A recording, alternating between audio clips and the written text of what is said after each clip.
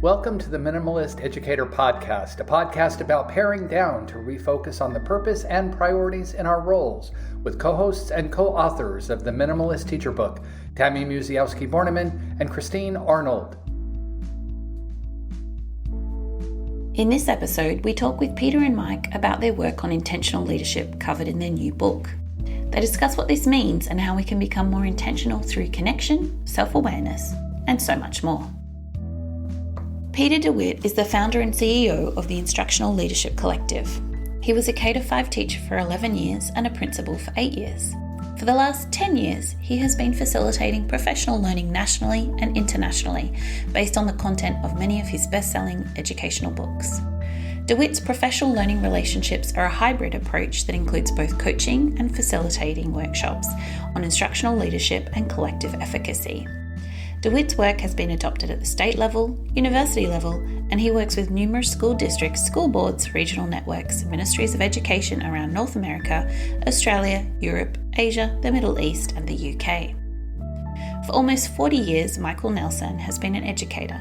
He's served in the roles of principal, teacher, district instructional leader, superintendent, and currently as Assistant Executive Director, developing programs and initiatives for superintendents and district leaders in the state of Washington. Michael has received many state and national awards during his time as a principal and superintendent, including the Washington State Association of Supervision and Curriculum Development Educating the Whole Child Award. Together, they wrote Leading with Intention, How School Leaders Can Unlock Deeper Collaboration and Drive Results, recently released by Corwin Press. Hello, everyone, and welcome to today's episode of the Minimalist Educator Podcast. Today, Christine and I are really excited to be talking to two other co-authors today, Peter DeWitt and Mike Nelson. Welcome to the show today. Thanks for having us. It's great to be here. How is everyone? I know we're spanning time zones here, so how are we doing? It's morning here still. Peter, you're afternoon, correct? I'm afternoon, so it's around lunchtime for me. But yeah, doing well actually. Thank you. Good, Christine, you? I'm doing well. It has been a grey, miserable day here in the Netherlands, and of course, right as I'm recording, the sun has come out. So of course, that is the way that it happened. Yeah, well, this conversation will be a ray of sunshine, so that's good too. So we're excited to have you both on our podcast for this episode because you have a new book that's come out. And so before we get into the topic of intentional leadership, which really coincides with a lot of the work that Christine and I do and talk about as well, that intentionality and focus, we wanted to know a little bit about how the two of you started working together on this work together.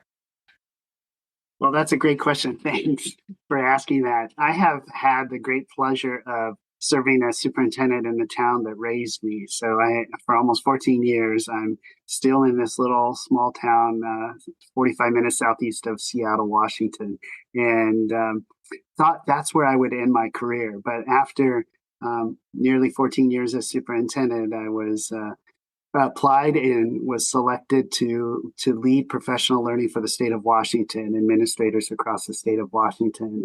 And we received an incredible opportunity to do that. And as a result, I got the job right during the pandemic and needed to completely shift professional learning. And we normally have professional learning where big conference in June. And this conference is a huge revenue source. So we needed to do it, and we turned it on its dime and did it all virtually throughout the month of June rather than just a 2 or 3 day conference. And the guy on the screen here was incredibly kind to the association and said, yes, I'll come and do a Zoom. And that's the start of the story. And he did a beautiful job, really resonated with educators across our state. And from then we built a relationship, and Peter can talk about the network that we created. Yeah, Mike actually asked me, we started to talk quite a bit after that, and he said, hey, how would you feel about doing professional learning for district directors of teaching and learning from across the state? we're thinking we're going to get a grant next Friday. And I kept thinking, oh, this guy's so nice. That's not going to, I've heard this before. He's really nice though. And the following Friday, he called me and said, hey, we got the grant. I was like, oh. So we, along with Chris Beals and this retired superintendent who Mike knew named Tom Murphy and Jenny Donahue, who I've been friends with for years, we put together what's called the Instructional Leadership Network. And we did it. It was a 2-year grant. So, we did it for 2 years and it was fantastic. It was monthly hybrid approach, got together a couple times in person, virtual the other months. And honestly, Mike and I became very, very close over those years. And we did a 3rd year outside the grant. And last year we were talking, and I've never met a man who loves books so much in my life. And I just he was superintendent of the year for Washington State. He was doing this amazing work with WASA. And I just said, I'd really like to write a book with you. Would you be interested? And I think he thought I was joking at first. And he said, I don't know if I know how to write a book. And I said, yeah, you do. I'll be able to help you. Don't worry. And we did. We started talking about the work we had been doing, about just being more intentional. And it really, honestly, at the beginning of the book, I talk about the fact that to me, it's kind of this reflection of our relationship over the years, because what I really appreciate about him is I came from building leadership. I was a school principal for 8 years.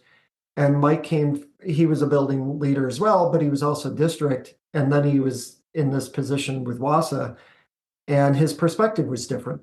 And he would just ask me these questions that I couldn't immediately answer.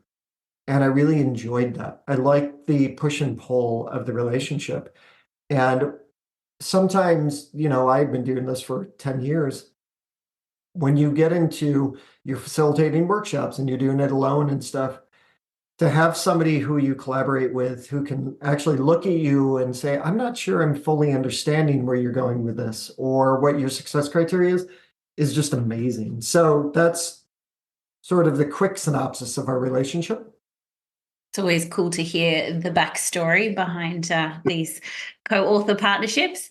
So your new book that's coming out is called Leading with Intention, How School Leaders Can Unlock Deeper Collaboration and Drive Results. And obviously over here at the Minimalist Educator podcast, we love thinking about intentionality. So can you tell us a little bit about what being an intentional leader is? What does that mean? Yeah, so we start off with, in the book, we actually start off with the whole idea of internal and external self-awareness, which we think is really important because it's a part of emotional intelligence, right? To be able to understand our own actions and then self-regulate. And that's a huge thing for leaders, and they don't think about it enough. Actually, there's been a lot of journals lately, like Harvard Business Review, and James Clear has talked about this as well, where leaders don't take enough time to do the self-awareness piece. And we've also been exploring the idea of external self-awareness. So it's not just, though, how other people view us, although that's really important. We know from research around trust that there are 3 core drivers of trust: authenticity, empathy, and logic. Do people feel like they're seeing their authentic you and you understand and you care about them, but also they understand your logic and how you're making decisions? But the external self-awareness, beyond just how they feel about me as a leader, is also about what do they understand about our initiatives, our meetings, the strategies we're using. Do they really understand our logic behind that? So we start off by talking about internal and external self-awareness because it's important for leaders to understand that. And then we go into what Mike has coined as human interconnectedness. Yeah, and it's just this thought of, we all know and have heard and read a lot of books using the word relationships. And we really talked about, okay, it's relationships, but plus, or relationships plus. And that's where Peter said we did coin the term human interconnected. And the importance of how we work with each other in a congenial and in a collegial type of situation is critically important for the end result of student impact. And we liken it to the analogy of, there are some leaders that go in and say, I'm just going to build my own identity and strong essence as a leader. And it's like an oak tree. An oak tree has that taproot, and in particular, the first 10 years of life, that root just goes in strong. And so we talk about, okay, there's an oak tree leader, but contrary to that is the great redwood tree, which are the giant of all trees. And instead of that taproot, how they survive is the connectedness of the root system. And basically, the root systems are somewhat shallow in comparison, in particular, to the oak tree.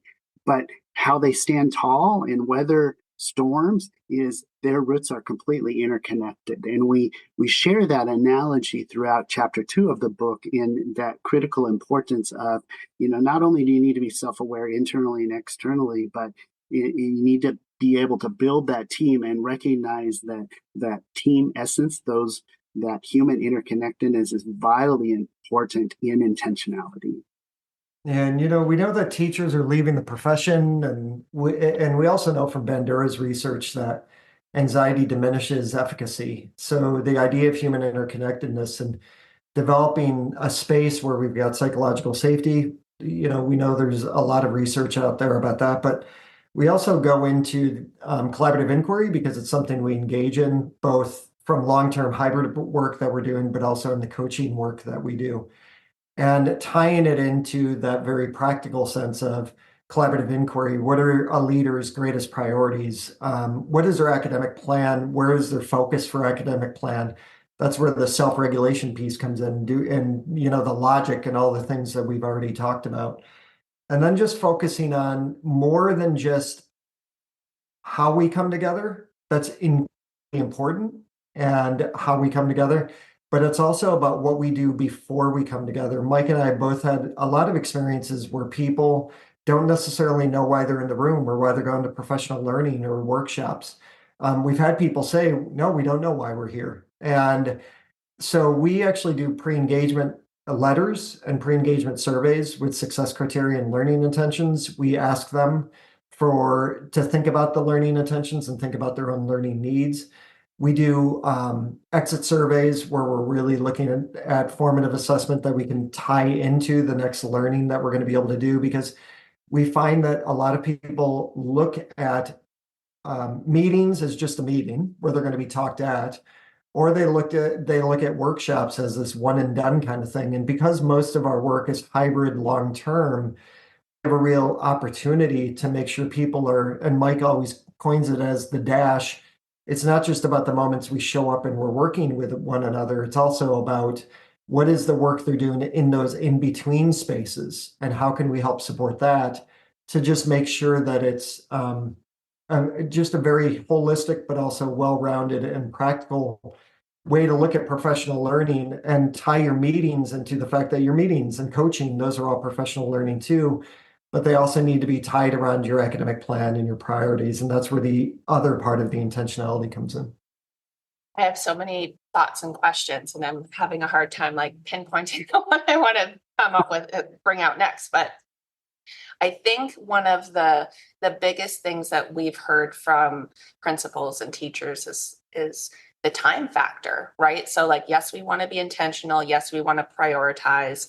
But we have all this stuff to do. I got to get my reports done. We have this meeting to get to. And so sometimes that intentionality gets thrown out the window because you're just in a rush. So how do you work with building leaders to help them understand how important it is? So clearly, you've got them, you're connecting with them. So you're okay, we're going to do this work. But how do you stay focused on we really have to be intentional about how we're moving forward with professional learning and growing our community into this very intentional space? Yeah, I think that's a fantastic question. And Peter mentioned that a lot of our work ties to long-term work, where we're working with either provinces or states or school districts over time in a hybrid as well as in-person model. And so we try to model what we think could happen in buildings, or what we did as superintendent and principal in the buildings. And so here's one quick example for you, a very practical one. And that's we believe that principals in leading could know their staff meeting agenda at the end of the prior meeting, because we think that staff meetings should connect to one another and build upon one another. And what we often hear is principals going, oh no, I have a staff meeting tomorrow. I'm going to be up all night trying to figure out what I'm going to be doing for my staff meeting. Or staff in the parking lot going, oh, we have a staff meeting in the morning. I wonder what's going to occur at that staff meeting. But if we build a system where you basically knew what the next meeting was going to be at the end of the last meeting, it frees up time for the principal. It focuses the staff. And what Peter talked about, that dash, is what we find is at the end of that meeting, you're a whole different staff at the beginning of the next meeting because you have continued that learning through incidental classroom observations and connectedness there. And all of a sudden, things are connected, but time frees up because, oh, I've got a staff meeting tomorrow. It's a natural flow of what we're doing. I already know the 2 or 3 big items that we're going to be doing. That will help propel us and make the most impact for us in our learning. So that's one practical example to share. And I think, both of you know this, because when you have a really good partnership, and I basically worked alone for many years. So having Mike as a partner over the past few years has been one of the best decisions I've made. So I'm glad that he said yes. And one of the things that he often will say, like he's a big fan of using pictures to just make sure that we're connecting. Remember what we learned in February, remember what we learned in March. And the beginning of all of our sessions with this long-term work is really going through the past few months so they can see the image of some of the things that we focused on, just to make sure that we're anchored in the fact that they're connected. But we also push each other to make sure that we're not getting waylaid, because it's easy to, right? It's even for us. You write a book, you have all this work that you do, and it's easy to get waylaid and go for the next shiny new toy. But it's really coming back to what are we anchoring our work in? And one of the other practical pieces that we focus on too is that of de-implementation, the abandonment of low value practices. So when Mike is talking about how these things are interconnected, it's also about talking to leaders about what is it that you can suspend. In the past few years, we've done research around, what would people want to abandon? And 100% of the time, and we've surveyed thousands of educators, 100% of the time, people are talking about how they would want to abandon something they feel is being done to them. They're not looking at their own actions. And that's where that self-awareness piece and the human interconnectedness piece comes in too, and your academic plan, because when you're only looking at things that you think are being done to you as the things you want to abandon, then you're ignoring the power you have over abandoning some of the low value practices that you're engaging in. So we will ask 2 questions when we're facilitating workshops, when we're coaching. Number 1 is going to be, how do these actions actually have a positive impact on student learning or on your teachers?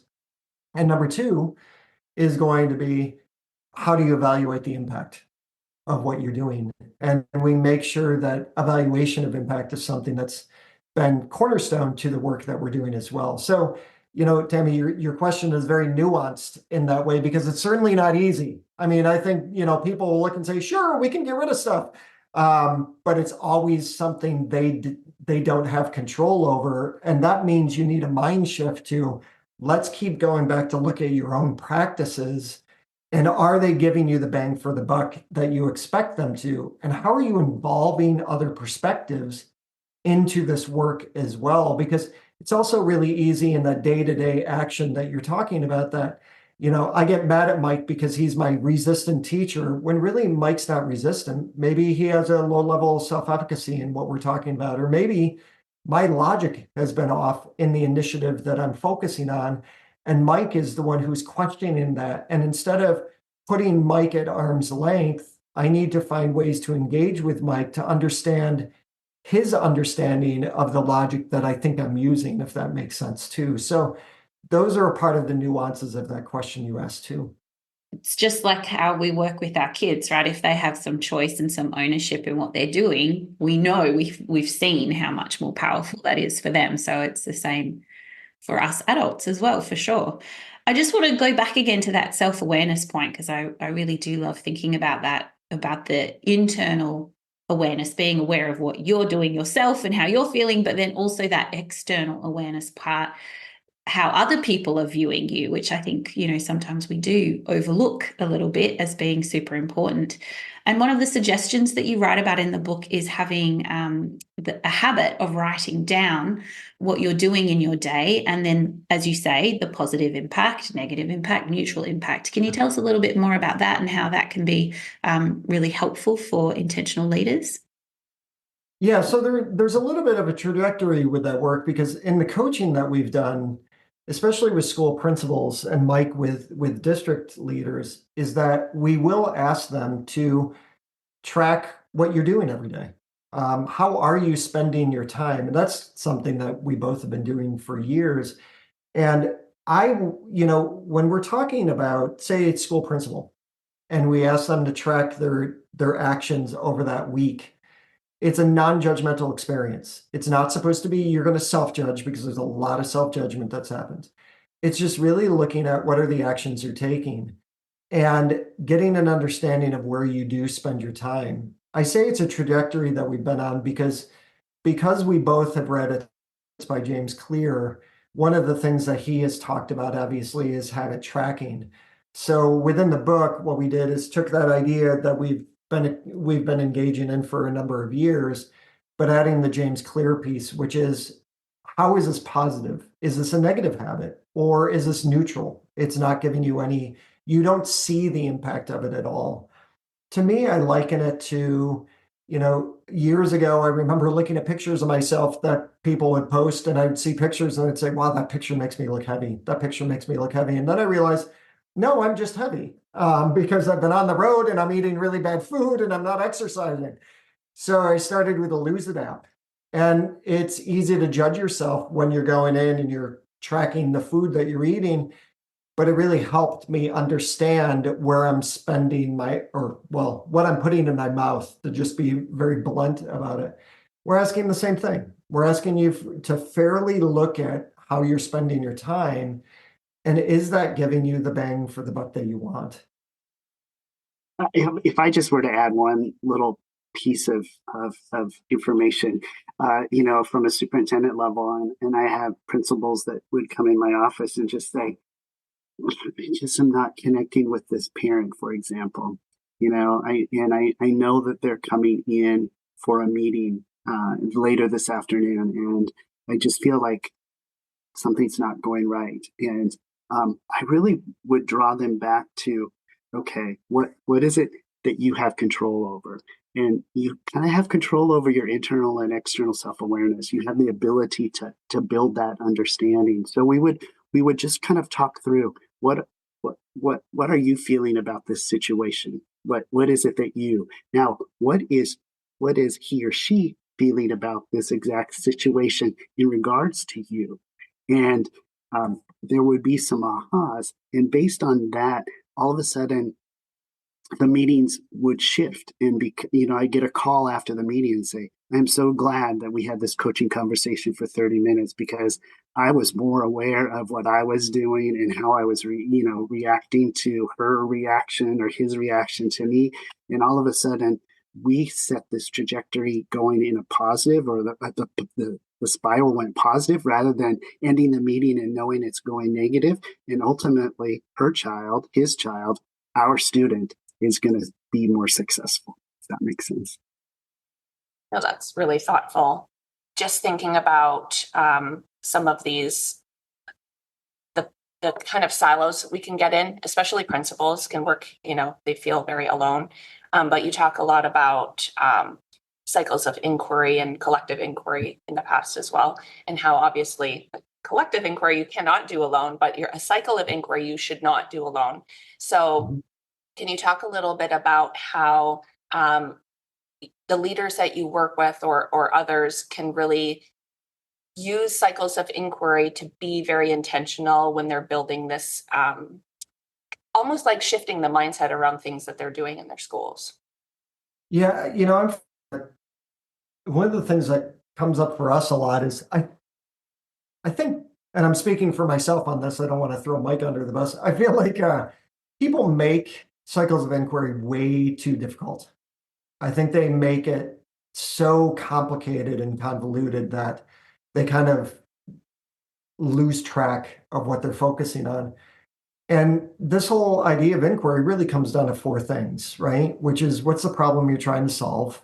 You know, and we ask them, what's your success criteria? Like, what would success look like if you actually were able to achieve this? And honestly, that's not a question they're used to being asked, because every time they're just like, I don't know if we've thought about success. The second part is, what's your theory of action? If you're going to do this, then what do you expect to happen? Or if you're going to do this, then what do your teachers need to be successful? And then, of course, we go into the evidence. And Bernhardt, I think, has done a fantastic job with talking about evidence. And, when we're talking about things like demographic data or perceptions data or student learning data or school processes data. And then it's the reflection part. What went well? What might we change in the future? When you can keep your coaching conversations to those pieces, sometimes people don't even know they're going through a cycle of inquiry when you're actually asking those questions, because they expect it to always be this thing, right, that they've got in front of them. So for us, it's about making sure that we use those four points of conversation within our coaching conversations, but also within the workshops as well. And we ask people, bring evidence with you. So they honestly have, like, sometimes just getting to their main priority takes a lot of time, because what they might think is their priority isn't. It might be, it might be an outcome of their priority.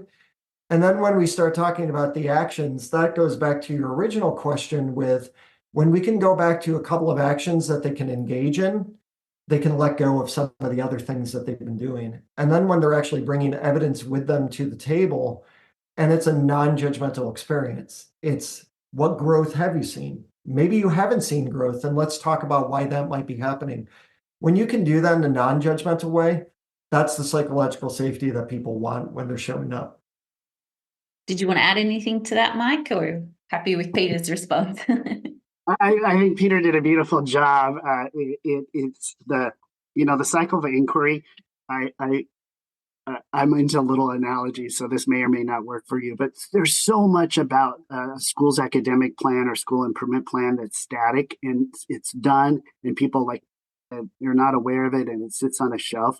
I see this cycle of inquiry. If it's constantly talked about, it's like these speech bubbles that are coming out from that academic plan. It's the action part of this static plan that you turn into your supervisor, you turn in, and all of a sudden, speech bubbles begin to connect with one another, and that's how I see it working. I want to add something to that, because this is a perfect Mike-ism, actually. So over the past few weeks, we have been using together, and then I've had some work that I've been doing alone as well. Mike created what's called the AWE protocol. And it's really just about, because this goes back to the whole idea of intentionality and being practical. So often we hear leaders talk about their academic plans as if it's just going to go up into the cloud, right? And we've actually had experiences where we're working with leadership teams, and the teachers on the team have never seen the academic plan, even though the principal put it together a few months before. Once again, non-judgmental, although a little bit hard at those times. And one of the things that Mike created was this AWE protocol. And it really comes down to, A stands for agree, W is what do you wonder about, and E is what do you want to explore. And over the past few weeks alone that we've been using it, I was working with a group virtually yesterday, actually in Hawaii, and they have spent so much time on their academic plans that I said, I want you to use the AWE protocol. What are the things you agree with here? And you don't agree with everything in your academic plan. Let's be honest. Some of the things you feel like you're being forced to focus on. What are those things you wonder about? Like, you wonder how teachers are going to engage in this work. You wonder about, how parents are going to react to this focus. And then explore, what are those things that are within the academic plan that you do control, that you're really excited to explore in the next year? Because let's face it, if you're not excited to explore some things in your academic plan, we've got a problem. And I am telling you, after they did that, they started talking about, oh my gosh, we have to be able to use this with our teachers. We can figure out a way to use this with our parent community. And it made their academic plan something they spent hours and hours on to be this very practical document that no longer is just about what they're going to put on a shelf, but they're going to use it within conversations at their faculty meetings and their leadership team meetings and their parent nights. That's pretty awesome. And that's because Mike created this protocol because he looked and said, I really want people to be able to look at their academic plan as a livable, workable document that they should be excited about, not something that they have to do. It's something that they do. So that's just one example of the intentionality that he has brought to the table around this whole idea of the cycle of inquiry and the academic plans as well.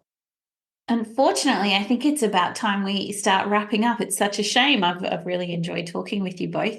Before we go, we do ask our guests for a pair down pointer. So it could be connected to things that you're already talking about or something else from your life or your work. Just a little tip for our listeners about something that helps us pair back and become a bit more intentional.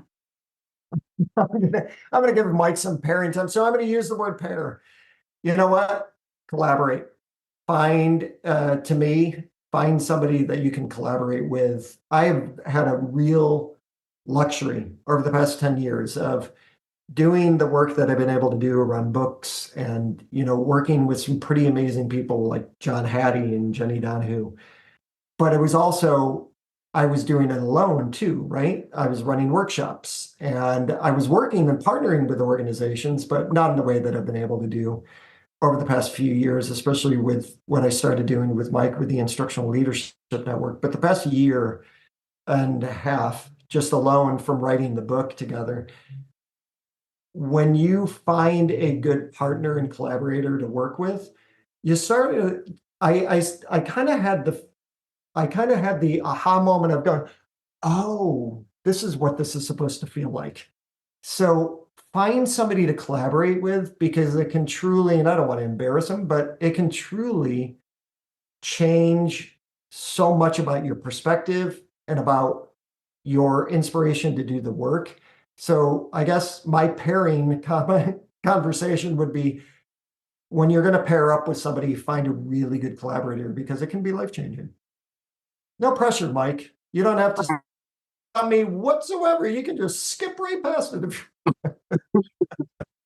Peter's been great to work with, as you can probably see in our relationship. It's pretty easy to work with somebody so brilliant, and I often stand in awe. So the protocol's kind of named after him, I guess. So, I'm going to end with, how's that, Peter? Was that good?